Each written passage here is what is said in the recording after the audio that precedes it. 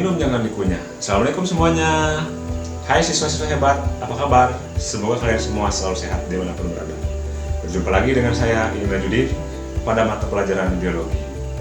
Baik, kali ini kita akan belajar hal yang sangat penting dan sangat menarik. Kenapa sangat penting? Karena materi kita kali ini sangat berhubungan dengan masa depan. Oke, apakah itu? Oke, kita lihat gambarnya. Di sini ada foto sebuah keluarga yang mana jika kita perhatikan, apa ya? Ya, kemiripan anak dan orang tuanya. Ya, baik. Materi kita kali ini adalah tentang warisan. Apa? Warisan. Nah, pewarisan sifat pada manusia. Ya. Oke, dengan belajar ini, insya Allah kalian akan menjawab pertanyaan-pertanyaan. Misal, bagaimana cara mencari jodoh agar bisa memperbaiki keturunan, bagaimana cara mencari pasangan hidup agar terhindar dari keturunan yang cacat, atau mungkin kalian selama ini pernah bertanya dalam hati, saya ini kok mirip ayah ya, saya ini kok mirip ibu. Ada juga yang mungkin merasa saya ini mirip ayah dan ibu, atau jangan-jangan ada yang merasa saya ini nggak mirip kedua-duanya. Wah, jangan-jangan saya ini anak pungut nih, sebetulnya saya ini anak artis nih, jangan-jangan anak orang kaya nih. Wah, akhirnya kan kemana-mana.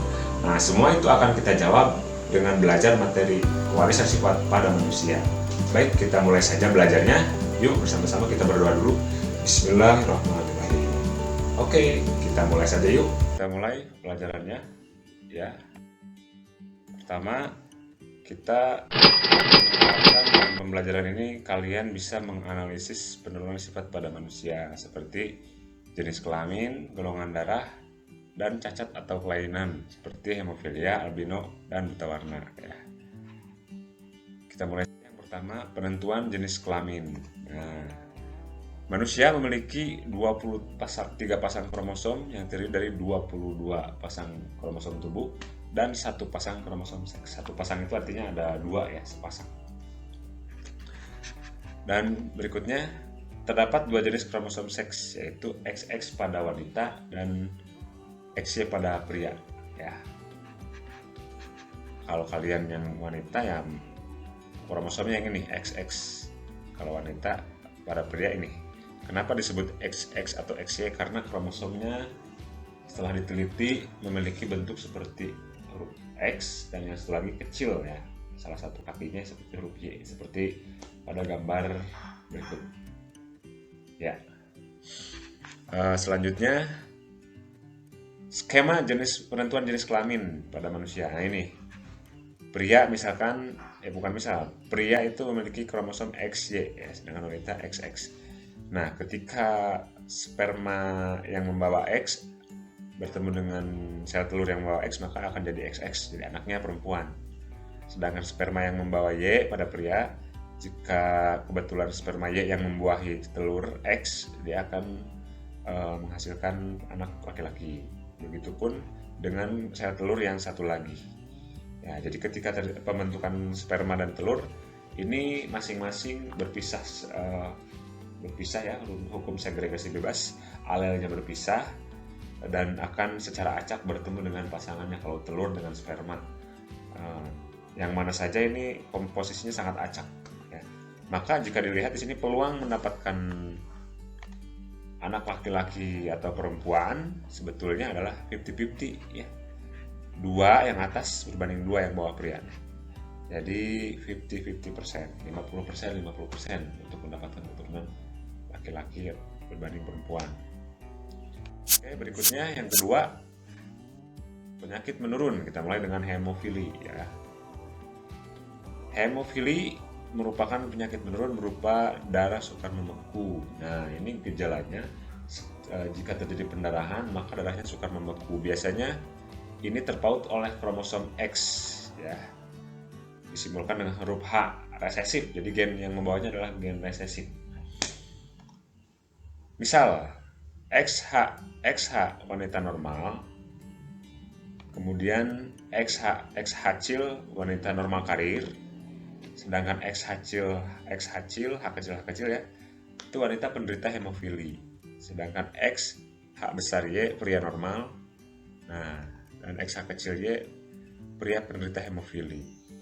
Karena terpaut kromosom X, sedangkan wanita memiliki 2 kromosom X, sedangkan laki-laki hanya 1, maka peluang terbesar untuk mengalami kelainan hemofili ini adalah lebih banyak diderita oleh laki-laki, karena laki-laki hanya memiliki 1 kromosom X, dan jika satu-satunya kromosom X ini membawa gen H kecil atau gen hemofili resesif, dia akan langsung hemofili. Sedangkan pada perempuan, X-nya ada 2, jika salah satunya membawa XH kecil atau resesif membawa sifat hemofili, maka masih ada 1 lagi X yang akan menyelamatkannya jika H-nya H besar atau dominan. Ya, jadi ada cadangan X kalau pada perempuan. Namun demikian pada perempuan biasanya sulit atau kecil kemungkinan hidup sampai dewasa. Kenapa? Karena begitu terjadi pendarahan menstruasi pertama, misalkan di usia 9 atau 10 atau 12 tahun, itu pendarahannya tidak akan berhenti dan terus terjadi pendarahan sampai kehabisan darah dan meninggal. Jadi ini sangat mematikan ya. Kalau kita terluka, tertusuk, penderita hemofili, itu darahnya kalau kita yang normal biasanya akan membeku berhenti dengan sendirinya pada waktu mungkin 5 atau 7 menit. Sedangkan jika penderita hemofili itu bisa 1 jam atau 2 jam baru berhenti. Ya, keburu habis darahnya ya. Oke, maka kita bersyukur yang di sini semuanya normal ya. Terbukti nih pernah luka kan dan akhirnya darahnya berhenti menetes kan. Alhamdulillah ya. Oke. Skemanya adalah sebagai berikut. Nah, orang tua. Kita mulai bulat, simbol ini adalah untuk wanita normal, sedangkan bulat merah itu untuk wanita hemofili. Kotak polos itu laki-laki normal, pria normal, sedangkan kotak merah pria hemofili. Jika ibunya normal tapi dia membawa membawa gen H kecil atau resesif, disebutnya normal karir ya. Si ibunya normal, kenapa warnanya polos kan ya, seperti ini nih. Sedangkan ayahnya juga normal, tapi lihat ibunya di sini punya gen pembawa nih, tapi dia sendiri normal ya. Nah, dia akan menghasilkan sel telur seperti ini. Sel telur inilah yang akan membawa sifat hemofili ini. Sedangkan laki-laki itu sel spermanya ada 2 jenis juga seperti ini. Kita lihat bagaimana yang XH besar ini disilamkan atau berpasangan dengan XH besar ini. Pasti anaknya perempuan normal ya. Jika bertemunya dengan yang Y, maka dia akan jadi anak laki-laki yang normal juga karena H besar dari sini. Sedangkan jika XH kecil yang bertemu dengan XH besar, maka dia akan normal karir ya, masih normal. Nah, yang terakhir nih, yang ini kita pasangkan dengan yang Y, yang XH kecil. Ternyata anaknya laki-laki penderita hemofili karena XH-nya kecil dan tidak ada X cadangan ya karena laki-laki. Dan dia jadi Y, XH kecil Y dan penderita hemofili. Orang tuanya normal, ayahnya normal, ibunya normal secara fisik, tapi ternyata anaknya ada yang hemofili. Berarti kemungkinan besar ibunya membawa gen pembawa atau karir ya, membawa gen hemofili. Jadi salah satu X-nya itu membawa gen hemofili seperti ini. Baik, yang berikutnya buta warna ya. Disebabkan oleh gen resesif C, sama terpaut kromosom X sama dengan hemofili tadi ya. Color blind, buta warna. Terpaut kromosom X disimbolkan dengan huruf X C kecil. Aduh, susah nih. Selanjutnya XC kecil, XC besar, XC kecil, wanita normal karir ya. XC besar, wanita penderita buta warna. Nah, ini buta warna nih karena C kecil. Pria normal, yang ini buta warna karena C-nya kecil ini ya. Lebih banyak dialami pria tadi karena sama kromosom X pria hanya 1. Jika membawa gen buta warna ya udah buta warna. Kalau pada perempuan X ada 2, jika salah satunya gen pembawa gen buta warna maka masih selamat oleh gen C yang satunya lagi, gen X yang satunya lagi ya. Skemanya adalah ini. Yang polos wanita normal, yang hitam buta warna perempuan, yang bulat ya, yang kotak itu pria. Polos itu pria normal, yang hitam buta warna. Sekarang kita mulai jika ibunya karir nih ya, karir ya, ini yang XC kecil membawa sifat buta warna ya. Menghasilkan telur 2 macam gamet ya. Sedangkan pria sama 2 macam gamet. Dan jika kita silakan yang ini, yang X-nya besar, jika bertemu dengan sel sperma yang X-nya besar, anaknya normal, tidak karir ya, normal. Homozigot, normal homozigot namanya, karena sama-sama C besar. Kalau yang ibunya ini normal heterozigot ya, karena dia membawa C-nya ada yang besar dan yang kecil, heterozigot. Jika disilangkan dengan yang ini, yang X-nya besar dengan dia, maka anaknya laki-laki ya, laki-laki normal. Sedangkan X-nya besar, X-nya kecil jika disilangkan dengan X-nya besar, hasilnya adalah perempuan karir ya, pembawa maksudnya. Yang ini baru nih anaknya buta warna pada laki-laki. Jadi peluang untuk buta warna itu 50% anak laki-lakinya akan buta warna. Jadi kalau ada orang tua yang normal dua-duanya, tiba-tiba anak laki-lakinya ada yang buta warna, itu berarti kemungkinan gen orang tuanya seperti ini, ibunya pembawanya itu ya. Bagaimana jika seorang perempuan yang buta warna, misalnya kalian milih pasangan nih, laki-lakinya milih pasangannya yang buta warna, bagaimana nasib anaknya nanti? Kita lihat ya, seperti ini ya. Kalian bisa di pause untuk pelan-pelan melihat proses ini ya. Ini saya percepat ya. Nah, lihat.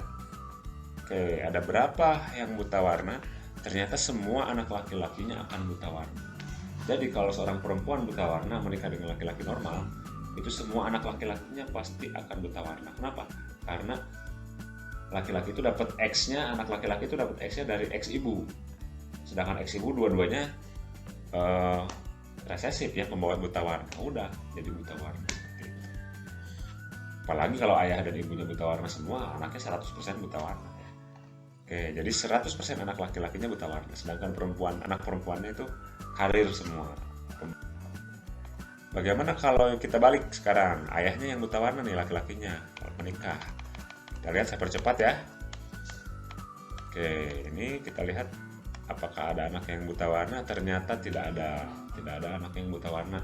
Walaupun ayahnya buta warna, jika perempuannya atau ibunya normalnya heterozigot, bukan normal karir, maka dia akan normal anaknya semua. Tapi ada yang pembawa nih, perempuan ya. Jadi jangan khawatir nih, kamu perempuan terlanjur jatuh cinta sama laki-laki yang buta warna. Nah, mudah-mudahan kamu normalnya homozigot, jadi anak kamu nggak akan ada yang buta warna ya. Aman ya. Oke, ada keturunan buta warna. Sekarang yang ketiga, albino ya. Disebut juga hipomelanosis, yaitu tidak memiliki pigmen pada kulitnya ya. Oke, biasanya ciri-cirinya semua fisiknya tuh putih ya, rambutnya, kulitnya pucat, putihnya itu putih pucat, tidak berpigmen ya. Sedangkan fungsi pigmen melanin itu sendiri salah satunya adalah melindungi kulit dari radiasi ultraviolet. Dan jika kita normal memiliki pigmen, alhamdulillah artinya kita dikaruniai oleh Allah nikmat pigmen, yaitu kulit kita terhindar dari radiasi ultraviolet karena ada pigmennya. Dan pigmen ini akan meningkat seiring dengan rangsangan seperti salah satunya panas. Jadi ketika kita panas-panasan oleh terik matahari, maka kulit kita akan menjadi hitam kan. Nah, itu bertambah pigmennya secara otomatis untuk melindungi diri karena ada paparan radiasi ultraviolet. Jadi harus bersyukur kalau kepanasan terus hitam ya. Harus seneng tuh kayak orang bule itu ya, malah berjemur biar tambah pigmen karena mereka kekurangan pigmen mungkin ya. Kalau kita makanya udah cukup ya pigmennya ya. Baik, lanjut ya. Ini tidak terpaut kromosom X tapi pada kromosom tubuh. Jadi antara pria dan wanita peluangnya sama ya. Yaitu simbolnya A kecil ya. Yang A besar itu normal homozigot, A besar A kecil normal karir, A kecil albino. Skemanya sebagai berikut. Jika A besar A kecil normal karir menikah dengan normal karir, nih orang tuanya normal semua nih, tapi dia pembawa dua-duanya, maka akan ada anaknya mungkin nanti yang kita lihat ya, yang akan albino. Ini berpasangan dengan, nah, kita lihat ini masih normal. Nah ini ada albino ternyata. Walaupun orang tuanya normal, terlihat normal, tapi ketika tiba-tiba ada anak yang albino tuh jangan kaget. Berarti orang tuanya keduanya membawa sifat resesif, salah satu alelnya ya. Oke, albino ya. Jadi 25% keturunannya albino. Kalau dia punya anak 4, kemungkinan ya salah satu anaknya 1/4 kan 25% tuh albino. Kalau punya anak 8 mungkin secara peluang 2/8, 2 anaknya itu albino ya. Oke, yang terakhir golongan darah ini ada beberapa sistem ya, ada ABO, ada Rhesus pada manusia ini ya. Ada sistem MN, ada MNSS. Sistem ABO merupakan yang sering digunakan nih. Kita akan bahas ini aja ya. Yang berdasarkan pada agglutinogen A dan agglutinogen B pada eritrosit seseorang. Golongan darah A memiliki agglutinogen A dan agglutinin B, dan yang golongan darah B memiliki agglutinin B dan agglutinin A. Sedangkan yang golongan darah AB memiliki agglutinogen AB, tidak memiliki agglutinin. Darah O tidak ada agglutinogen, memiliki agglutinin AB ya. Genotip golongan darah A itu simbolnya IA besar, IA besar atau IA besar I0, tidak ada agglutinogen ya. Nah, jadi yang golongan darah A itu ada dua kemungkinan genotip. IA besar atau A besar atau IA besar I0 atau A besar aja, tidak ada pasangannya. Nah, agglutinin dengan agglutinogen itu kalau bertemu agglutinogen A dengan agglutinogen B bertemu berbeda misalkan ya, maka itu darahnya akan menggumpal, terjadi namanya agglutinasi, penggumpalan darah dan menyebabkan kematian. Itulah mengapa dalam donor darah kita harus resipien penerima darah dengan donor yang memberikan transfusi darah, menyumbangkan darahnya, itu harus satu golongan darah. Dan kalian mungkin pernah dengar yang golongan darah O bisa disumbangkan atau ditransfusi ke golongan darah AB atau AB kemana saja. Kenapa? Karena golongan darah O tidak memiliki agglutinogen, jadi bisa nyumbang atau bisa memberi donor ke siapa saja. Tapi dia sendiri tidak bisa menerima dan donor dari golongan darah lain A atau B atau AB. Kenapa? Karena dia memiliki agglutinin di tubuhnya. Agglutinin itu nanti kalau diberi golongan darah A, agglutinogen A masuk, dia akan menggumpal juga. Itu ya. Baik sekali golongan darah O itu ya, bisa memberi, tapi dia sendiri tidak mau menerima dari orang lain. Harus O lagi gitu ya. Luar biasa ya. Selamat buat kamu yang golongan darah O.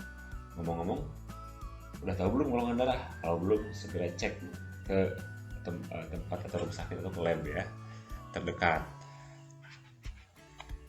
Nah, berikutnya golongan darah B ini ada dua juga kemungkinan genotipnya. Golongan darah AB ya seperti ini ya. Golongan darah O ya I0. Skemanya seperti ini. Golongan darah kita akan diwariskan secara genetik dari orang tua kita. Bagaimana jika ternyata golongan darahku berbeda dengan kedua orang tuaku? Misal golongan darah golongan darah ayah A, golongan darah ibu B. Ternyata golongan darahku O, apakah aku bukan anak kandung mereka? Wah, ini pertanyaan yang sensitif ini. Ternyata bisa jadi itu. Kita lihat ya, kita buktikan. Nah, jika orang tuanya ibunya itu golongan darah A, mungkin A-nya A0 ya, A0, B0 ayahnya. Ternyata kita lihat ya, sel telur sperma dan sel telur yang terbentuk, ayahnya A ya, ibunya B. Ternyata anaknya ada O tadi kan di soalnya seperti itu. Bagaimana ini bisa terjadi? Nah, ternyata hasilnya lihat apakah ada anaknya yang 00 atau golongan darah O. Nah, ternyata ada nih ya. Ini ternyata ada golongan darah 00. Dari mana? Dari alel atau dari sel telur yang membawa I0 dari ibu dan I0 dari ayah. Kebetulan yang 00 yang ketemu, 0 dari ayah, 0 dari ibu. Kenapa ayah dan ibu tidak O? Karena di sana ada A yang dominan terhadap 0 dan ada B yang juga dominan terhadap 0 ya. Seperti itu. Jadi kamu jangan sedih dulu ya. Kamu tetap kok anak kandung mereka. Kamu golongan darah O, ayah A, ibu B atau sebaliknya. Yang nggak mungkin kayaknya kalau orang tua AB, kamu tiba-tiba 0, itu dari mana nolnya ya? Orang tua kan AB, ada A dan B. Ibu ayah misalkan AB, ibu 0. Itu kamu harusnya kalau nggak A atau B. Oke, silahkan dihitung sendirilah dengan skema seperti ini ya. Nah, sangat mungkin. Oke, semoga bermanfaat. Ya, itulah pelajaran kita kali ini. Mudah-mudahan bermanfaat. Jangan lupa untuk selalu bersyukur kepada Allah atas karunia yang diberikannya kepada kita, yaitu salah satunya fisik yang sempurna. Mari kita manfaatkan sehat ini, fisik yang sempurna ini, untuk terus belajar, mencari ilmu, dan juga terus mengupgrade diri untuk lebih baik lagi. Baik, kita akhiri saja dengan bersama-sama membaca hamdalah. Alhamdulillahirrahmanirrahim. Terima kasih. Assalamualaikum warahmatullahi wabarakatuh.